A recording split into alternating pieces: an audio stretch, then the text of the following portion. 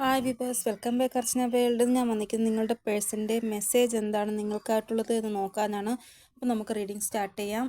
അപ്പോൾ നിങ്ങളുടെ പേഴ്സൺ പ്ലാനിങ്ങോടെ മുന്നോട്ട് പോകാനാണ് ആഗ്രഹിക്കുന്നത്. ഇവർ എന്താണോ പ്ലാൻ ചെയ്തത് അതനുസരിച്ചുള്ളൊരു തീരുമാനം എടുക്കുക. അതായത് ഇവരുടെ സബ് കോൺഷ്യസ് മൈൻഡിൽ തുടർച്ചയായിട്ട് എന്താണോ വന്നുകൊണ്ടിരുന്നത്, അതായത് എന്തെങ്കിലും ഒരു കാര്യത്തിനെ കുറിച്ച് തുടർച്ചയായിട്ട് ഇവരുടെ സബ് കോൺഷ്യസ് മൈൻഡിൽ ഇങ്ങനെ വന്നുകൊണ്ടിരുന്നു, ആ കാര്യത്തിനെ കുറിച്ചുള്ള തീരുമാനം അവർ അപ്പോൾ എടുക്കാൻ പോവുകയാണ് എന്നാണ് ഇവിടെ കാണാൻ സാധിക്കുന്നത്.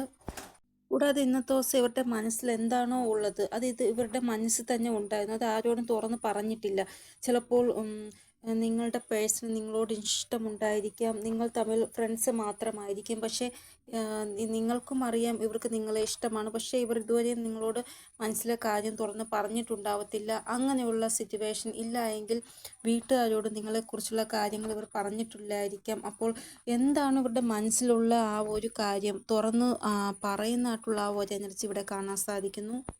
ഈ ഒരു കാര്യം ഇവരുടെ സിറ്റുവേഷൻ അനുസരിച്ചായിരിക്കും ഇരിക്കുന്നത്. ഓരോരുത്തരുടെ സിറ്റുവേഷൻ അനുസരിച്ചായിരിക്കും ഉണ്ടാവുക. അതായത് ഇവരുടെ ഫ്രണ്ട്സിനോടും നിങ്ങളോടും വീട്ടുകാരോടും ഒന്നും പറയാത്ത പല കാര്യങ്ങളും ഉണ്ട്. അതെല്ലാം തുറന്ന് ഈ ലോകത്തിനോട് തന്നെ പറയുവാൻ ആഗ്രഹിക്കുകയാണ് നിങ്ങളുടെ പേഴ്സൻ്റെ കറണ്ട് എനർജി നോക്കുമ്പോൾ കാണാൻ സാധിക്കുന്നത്. ഇവിടെ ഇവർ ഒന്നും ഇവരുടെ മനസ്സിൽ വയ്ക്കുവാൻ ആഗ്രഹിക്കുന്നില്ല. എല്ലാം എല്ലാവരോടും പറയുവാൻ ആഗ്രഹിക്കുകയാണ്. ഫ്രീ ആവാൻ ആഗ്രഹിക്കുകയാണ് ഇവർ. അതായത് നിങ്ങളുടെ ലവ് ലൈഫ് റിലേറ്റഡ് ആയിട്ടോ മാരേജ് ലൈഫ് റിലേറ്റഡ് ആയിട്ടോ എന്തോ ഒരു കാര്യം ഇവർ ഇതുവരെയും ഡിസ്ക്ലോസ് ചെയ്തിട്ടില്ല. ഫീലിങ്സും ഇവരുടെ ആഗ്രഹങ്ങളും എല്ലാം ഉള്ളിൻ്റെ ഉള്ളിൽ തന്നെ വച്ചിരുന്നു ഇവർ ഇത്രയും കാലം. ഇനി അത് എക്സ്പ്രസ് ചെയ്യുന്നതായിട്ടാണ് കാണാൻ സാധിക്കുന്നത്. അതായത് എക്സാമ്പിൾ പറയുകയാണ് എങ്കിൽ ഒരു മാരീഡ് കപ്പിൾസ് ഭയങ്കരമായിട്ട് പ്രോബ്ലംസ് അനുഭവിച്ചുകൊണ്ടിരിക്കണം. ഒരു കപ്പിൾസ് ഒരു സ്ഥലത്ത്, ഒരു കപ്പിൾസ് വേറൊരു സ്ഥലത്ത്, അങ്ങനെ രണ്ടുപേരും രണ്ട് സ്ഥലത്താണുള്ളത്. ഇല്ലെങ്കിൽ ഒരു വീട്ടിൽ ഇരുന്നിട്ട് പോലും രണ്ട് വ്യക്തികളെ പോലെ ആയിരിക്കും ജീവിക്കുന്നത്. റീസൺ ചിലപ്പോൾ ഏതെങ്കിലും തേർഡ് പാർട്ടി സിറ്റുവേഷൻ ആയിരിക്കാം, അല്ലെങ്കിൽ അതർ സിറ്റുവേഷൻ ആയിരിക്കാം. അതായത് ഇതുവരെയും നിങ്ങൾ തമ്മിലുള്ള പല കാര്യങ്ങളും ഇവർ ആരോടും ഇത്രയും നാൾ പറഞ്ഞിട്ടില്ലായിരിക്കാം. പക്ഷേ ഇനി ഇവർ സഡനായിട്ട് ഇവർക്ക് എല്ലാവരോടും പറയണമെന്ന് തോന്നൽ വരുന്നു. അങ്ങനെ സഡനായിട്ട് എല്ലാ കാര്യവും എല്ലാവരോടും പറയുന്ന ആ ഒരു അവസ്ഥ ഇവിടെ കാണാൻ സാധിക്കുന്നു. അതായത് നിങ്ങൾ കാരണമാണ് എൻ്റെ ജീവിതത്തിൽ ഇങ്ങനെയൊക്കെ സംഭവിച്ചത് എന്നൊക്കെ ആരാണോ ആ വ്യക്തി, നിങ്ങൾക്കിടയിൽ പ്രശ്നം ഉണ്ടാക്കാനുള്ള ആ വ്യക്തിയോട് തന്നെ എല്ലാ കാര്യവും പറയുന്നതായിട്ടുള്ള ആ ഒരു എനർജി.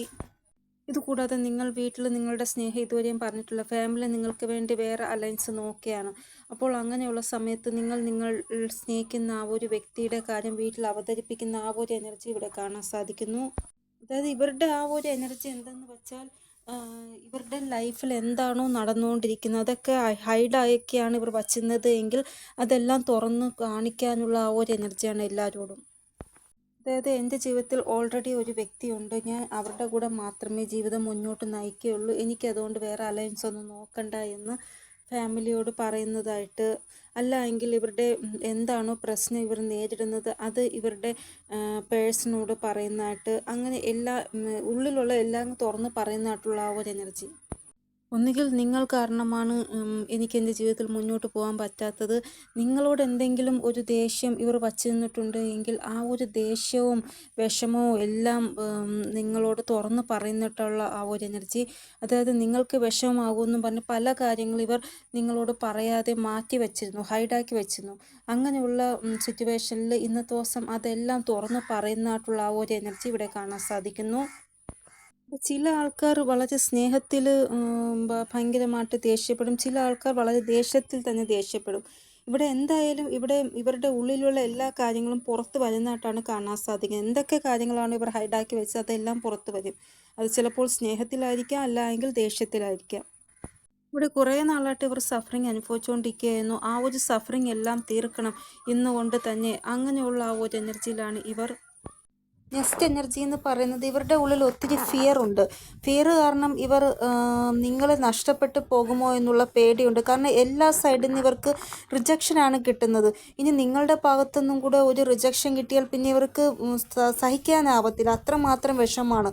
അതുകൊണ്ട് ഇവർ ഒരു ഫിയർഫുൾ ആയിട്ടുള്ള എനർജിയിലുമാണ്. ഇവർ നിങ്ങളിൽ നിന്ന് ദൂരെ പോയിട്ടുണ്ട് എങ്കിൽ ഇവരുടെ ഹെൽത്തിൽ, ഇവരുടെ ആ ഒരു കരിയറിൽ, ഇവരുടെ ആ ഒരു ഫാമിലി ലൈഫിൽ എല്ലാം അതിൻ്റെ ആ ഒരു എഫക്റ്റ് ഉണ്ടായി എന്നാണ് ഇവിടെ കാണാൻ സാധിക്കുന്നത്. കാരണം നിങ്ങളില്ലാതെ ഇവർക്കൊരു ജീവിതമില്ല. നിങ്ങളിൽ നിന്ന് അകന്ന് ഇവർക്കൊന്നിലും ശ്രദ്ധിക്കാൻ സാധിക്കില്ല. അത്രമാത്രം നിങ്ങളെ സ്നേഹിക്കുന്നു ഇവർ. മുമ്പ് ഇവർ എങ്ങനെയെന്നു എന്ന് വെച്ചാൽ എവിടെയെങ്കിലും ട്രാവൽ ചെയ്യുക, മൂവി കാണാൻ പോവുക, മോൾസിൽ പോവുക, ഭയങ്കര കറങ്ങി അടിച്ച് ചുറ്റി കറങ്ങി ഭയങ്കര സന്തോഷമായിട്ടുള്ള ഒരു ഇതായിരുന്നു. ഇപ്പോൾ ഫ്രണ്ട്സ് പോലും ചോദിക്കുന്നു, നീ എന്താ ഒരിടത്തും വരാതെ വീട്ടിൽ തന്നെ ഇരിക്കുന്നത്, എന്താ കാരണം എന്ന്. നിങ്ങളോട് നല്ല രീതിയിൽ ഉണ്ടായിരുന്നപ്പോൾ ഇവരുടെ ആ ഒരു മൈൻഡ് നല്ല ഫ്രഷായിരുന്നു, നല്ലതായിരുന്നു. പക്ഷെ നിങ്ങളുമായിട്ട് മൂവ് ഓൺ ചെയ്തപ്പോൾ ഇവർക്ക് ഒന്നിലും കോൺസെൻട്രേഷൻ ചെയ്യാൻ പറ്റുന്നില്ല. അപ്പോൾ നിങ്ങളുടെ പേഴ്സൺ വരാൻ പോകുന്ന സമയം എന്തെങ്കിലും ഒരു തീരുമാനം എടുക്കുന്നുണ്ട് എങ്കിൽ അത് നിങ്ങളുടെ ഫേവറിലുള്ള ഒരു തീരുമാനമായിരിക്കും എടുക്കുക എന്നാണ് ഇവിടെ കാണാൻ സാധിക്കുന്നത്. കാരണം ഇവരുടെ വിഷയം നിങ്ങളാണ്. നിങ്ങളുമായിട്ട് ഒരു നല്ല ജീവിതം നയിക്കണമെന്നാണ് ഇവർ ആഗ്രഹിക്കുന്നത്. നിങ്ങളുമായിട്ട് ഇവരുടെ ഡെസ്റ്റിനി കണക്റ്റ് ആയിട്ടുണ്ട് എന്നാണ് ഇവർക്ക് തോന്നുന്നത്.